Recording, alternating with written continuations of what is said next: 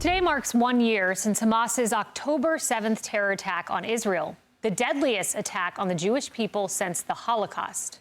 Now, on this day, we remember the innocent lives that were lost to Hamas's senseless act of violence, the families that were torn apart, and the attendees of the Nova Music Festival who had their futures robbed from them.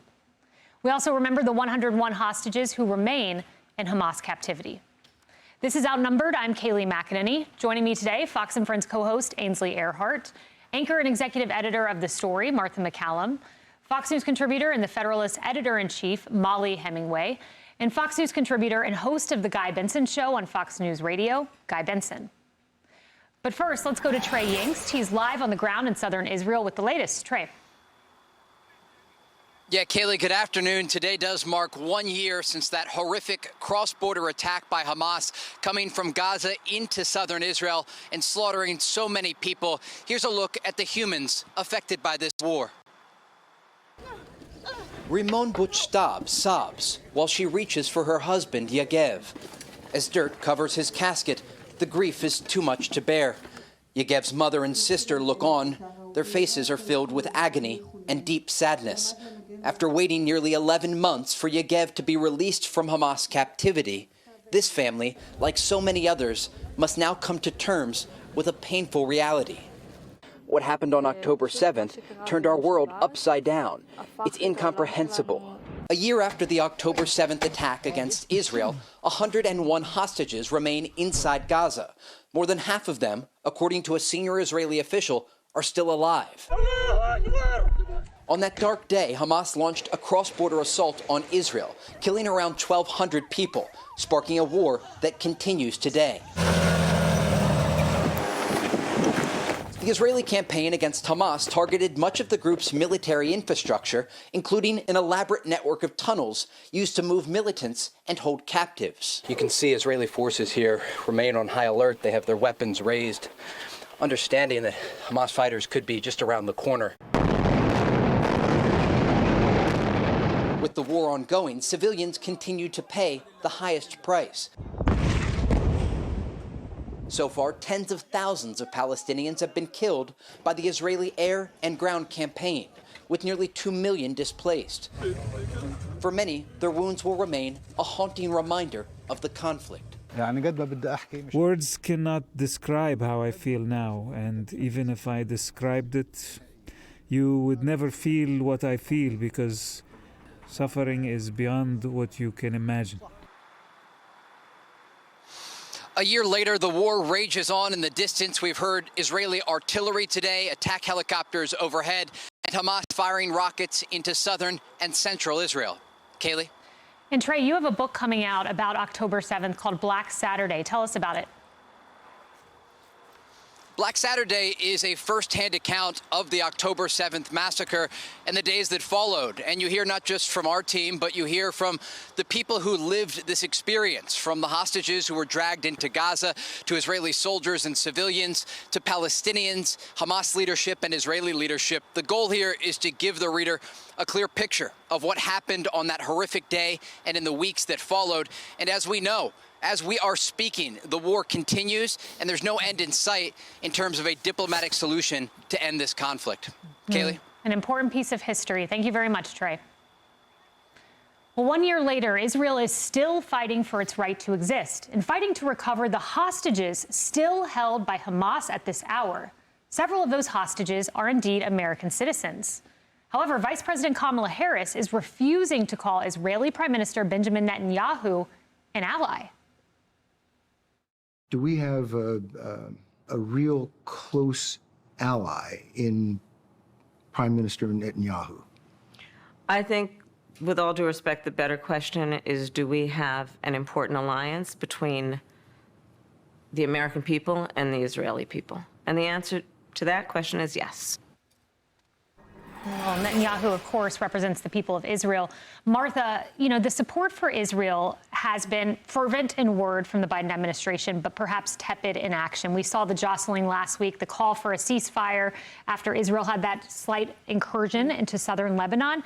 And then all of a sudden we support Israel. Oh, wait, but not attacking Iran's nuclear sites.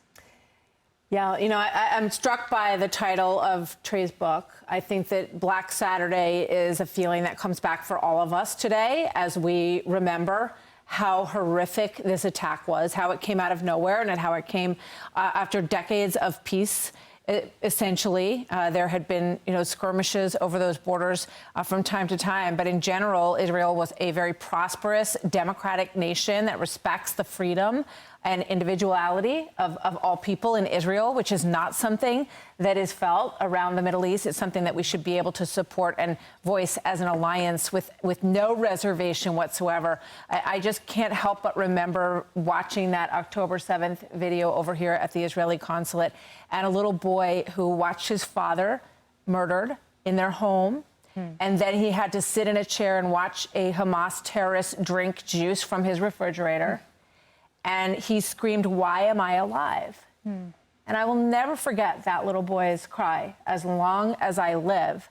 And I think that, when you watch the behavior of Hezbollah and Hamas, what I don't understand is why she doesn't use that opportunity to talk about them and how easy it is and how clear it is to be in alliance clearly with the leadership in Israel and with the Israeli people when you look at what they have been facing. No doubt. That's so well said. Ainsley, the image I can't get out of my mind is the image of Kafir Bibas.